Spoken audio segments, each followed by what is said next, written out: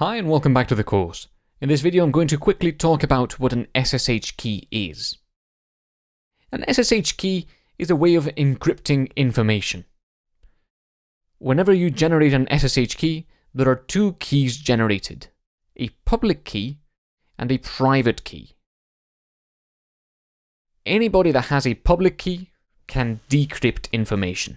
So if you have the public key, you can decrypt. And those who have the private key can encrypt. So what does this mean? You have a private key, so you can use that to encrypt some data. Don't tell me about how it's encrypted, but just know that it uses the key to encrypt. Then you also have the public key, so you can decrypt that data.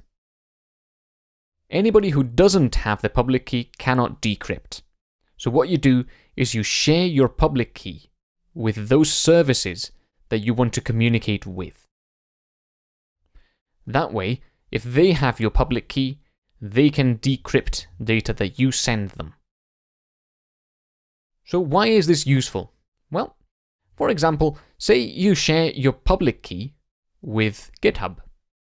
Then, whenever you send them data that is encrypted using your private key, they know that it's coming from you if they can decrypt it, because no other public key can decrypt your private key. That means that you don't have to put your username and password in, basically. But in order to do that, you first need to generate an SSH key locally.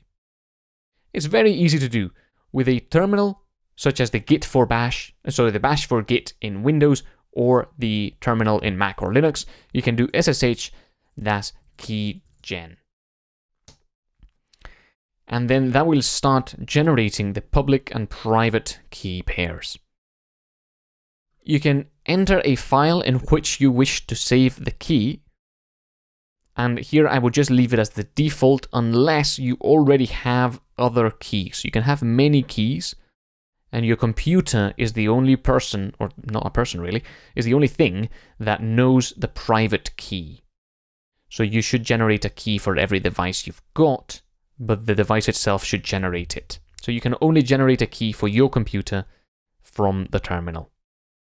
So you can generate a key, and once that's done, I'm going to cancel it, but you can continue with it. It may ask you for a passphrase, essentially a password that you'll have to put in whenever you use the key. You can put one in if you want, or you can leave it blank. And after that, you can share your public key with GitHub.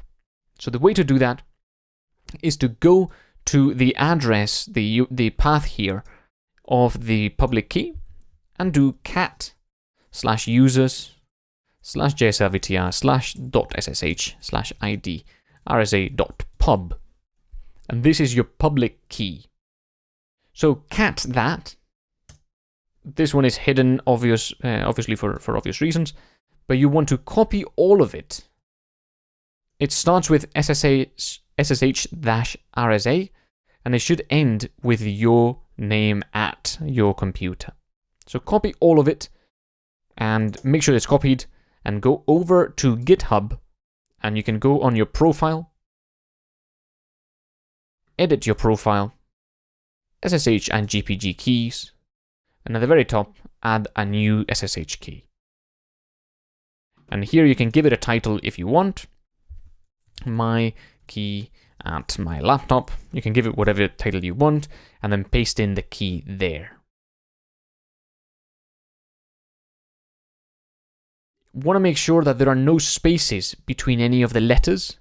So for example, there is an I there, and then there's a J. You want to make sure there's no space or new line between anything, and you also don't want to delete any characters. Every character is essential, and you want to make sure there is a new line and a space between the SSH-RSA and the next thing.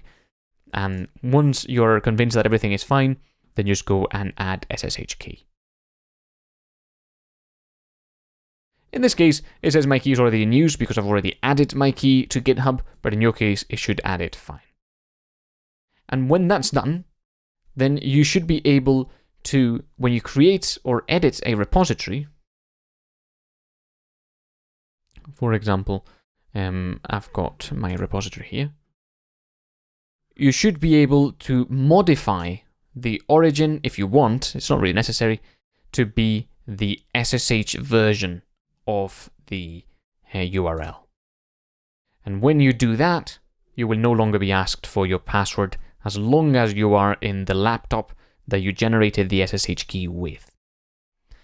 Really, it's just a matter of slightly higher security. So if you do want to do that, then make sure to use SSH, copy all of that, like that, and then go back to the terminal. I'm going to clear, and then you can do git remote origin, git remote remove origin, git remote add origin, and paste that in. And that's it. So once you've done that, you now know a bit more about SSH and how it works. It works by sharing your public key with others and keeping your private key secret and never sharing it with anybody else.